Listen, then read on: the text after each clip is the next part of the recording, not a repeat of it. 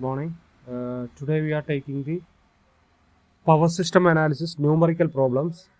In this lecture we are covering the numerical problems in automatic generation control. So before that, you have to note down these relations.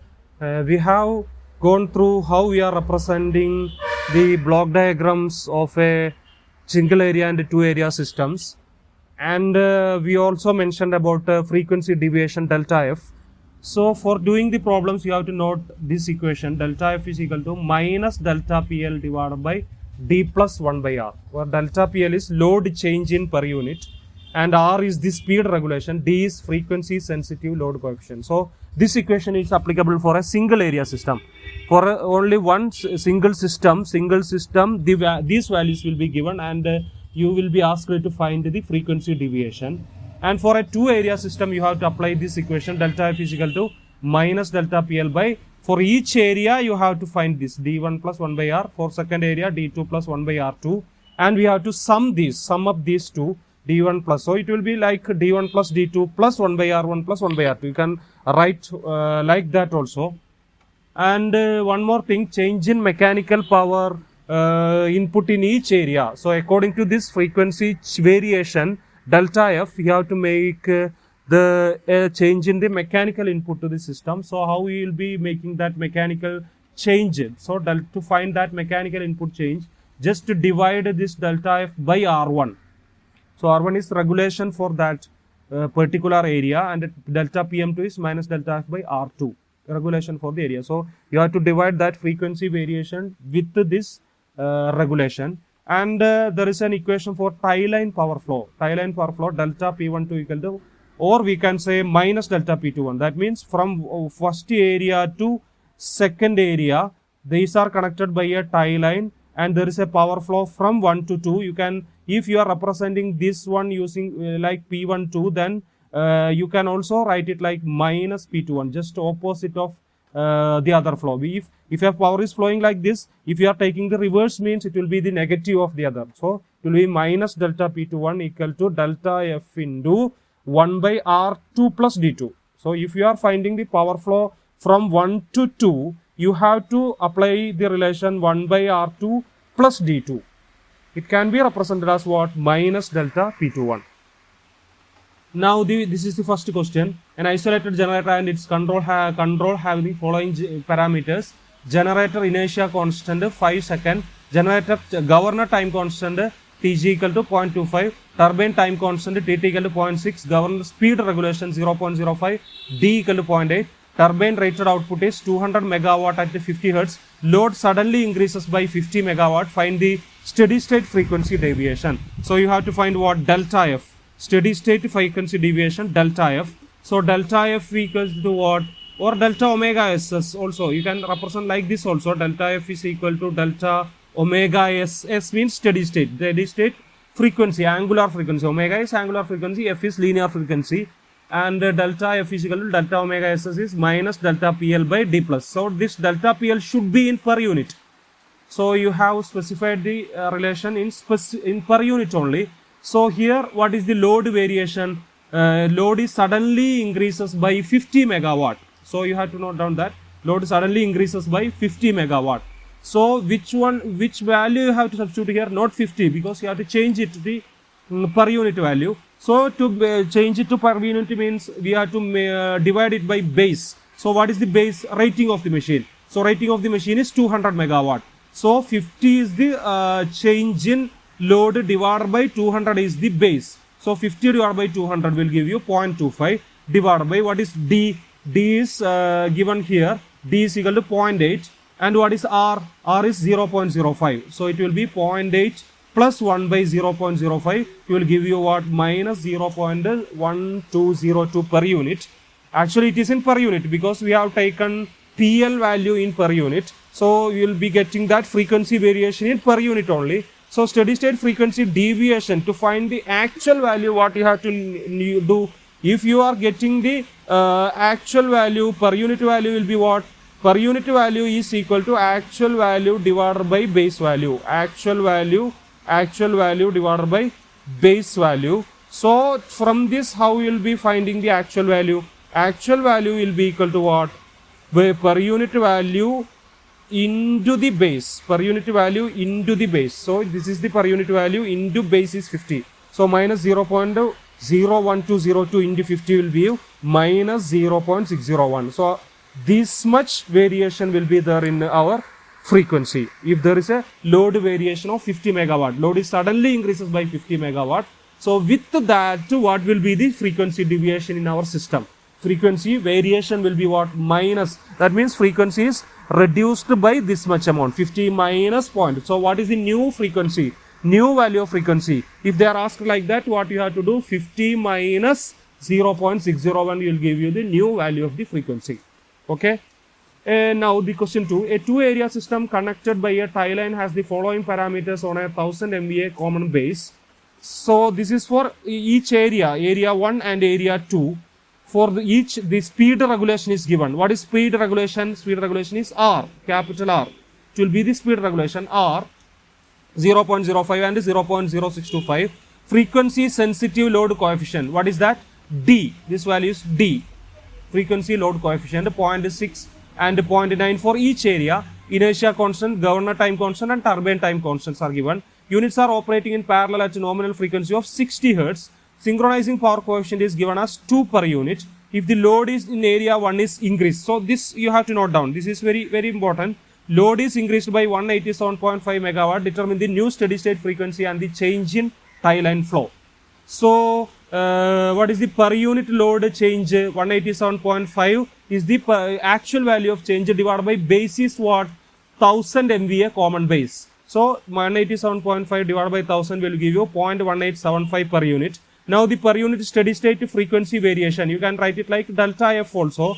Delta F is equal to delta omega SS is equal to minus delta P1. So what is minus 0.1875 divided by 1 by R1 plus 1 by R2 plus D1 plus D2, or D1 plus 1 by R1 plus D2 plus 1 by R2 is equal to what?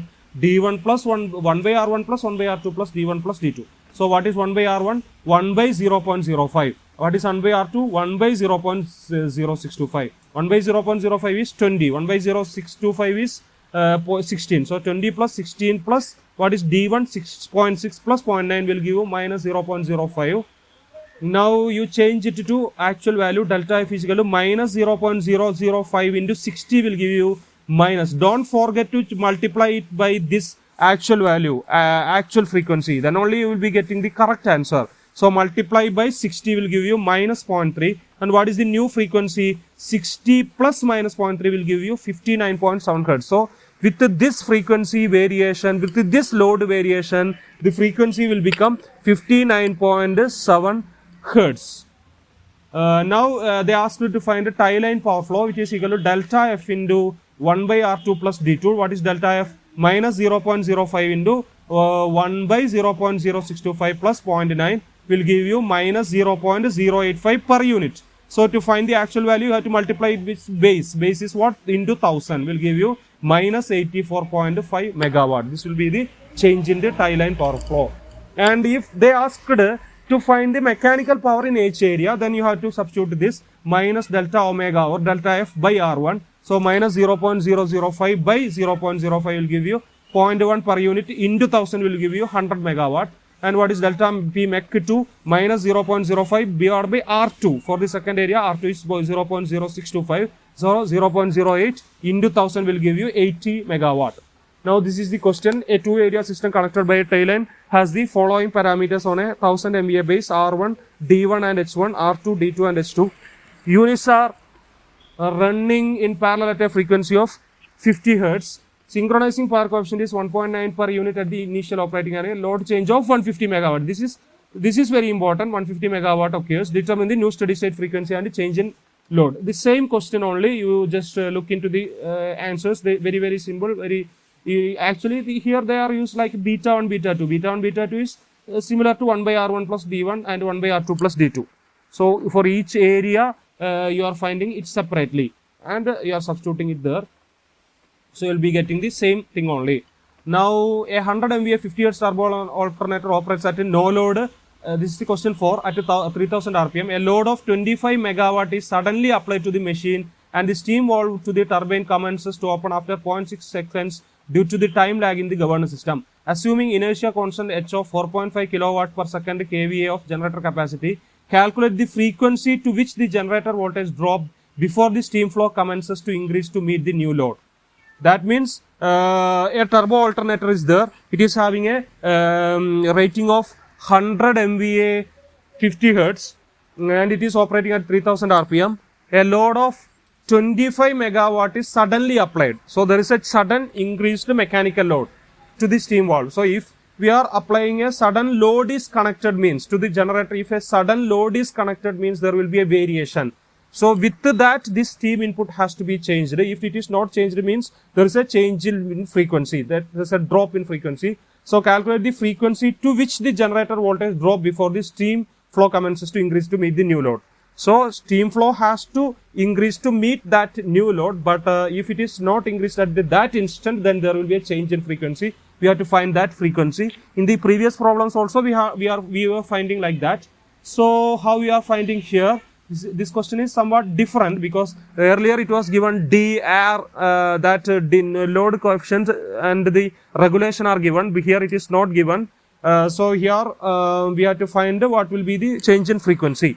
So frequency, you just note this, change in energy stored will be always proportional to frequency square. So here we are having a change in energy. How that energy stored energy is found, you know this, we have studied this equation in our stability analysis. Energy, inertia constant equal to stored energy by capacity of the machine, and energy stored is equal to what? Inertia constant into capacity of the machine. So here the inertia constant is given as inertia constant is 4.5 kilowatt per second kV of generator capacity.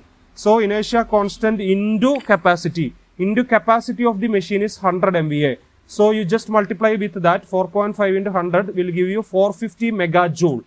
So before the steam valves open, the energy lost by the rotor. So there is a sudden load is applied means if it is applied, then there will be an energy loss. The machine and the steam valves to the turbine commences to operate after 0.6 second only. So if a 25 megawatt is applied means there is a energy loss corresponding to that. So that energy loss is what? 25 megawatt is power into time 0.6. So it will be giving energy 25. This is power into time will give you energy. Power into 4.6 second means 15 megajoule change in energy. So if W is proportional to F means F square means F will be proportional to what? Root W. So change in frequency, how we will be finding? We have to find that change in or new frequency. How we will be finding from this? If you have to find a new value of frequency means you have to find a root of old value, W old minus W new, W old minus W new value divided by what? Divided by W old. W old minus W new divided by W old. So here F new value will be equal to root of W old is 450 minus what is it change here? 15. So 450 minus 15 divided by 450 into what? New into old value of frequency will give you 50 Hertz. So this is equal to 49.16 Hertz. So with this, part of problems will be completed here. The next module problems will be discussed in the next lecture. So thank you.